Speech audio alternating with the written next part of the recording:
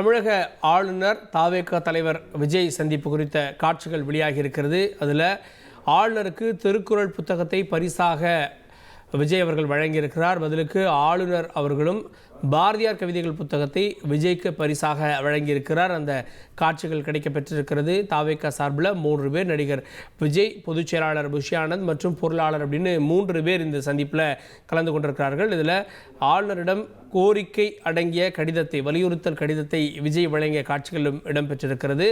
அதோடு இந்த சந்திப்பு அரை மணி நேரம் நிகழ்ந்திருப்பதாகவும் தெரிய வருகிறது. இந்த சந்திப்பில் சட்டம் ஒழுங்கு விவகாரம், பெண்களுக்கான பாதுகாப்பு, அதோடு சேர்ந்து மாநிலம் கேட்ட பெஞ்சல் புயல் நிவாரணத்தை மத்திய அரசு முழுமையாக வழங்க வேண்டும் என்கின்ற கோரிக்கையும் இந்த சந்திப்பில் வலியுறுத்தப்பட்டது அப்படின்ற தகவலும் தாவேகா சார்பில் வெளியிடப்பட்டிருக்கிறது. ஆளுநருடனான சந்திப்பினுடைய காட்சிகள் தற்போது வெளிவந்திருக்கிறது. செய்திகளை உடனுக்குடன் தெரிந்து கொள்ள உடனே சப்ஸ்கிரைப் பண்ணுங்க.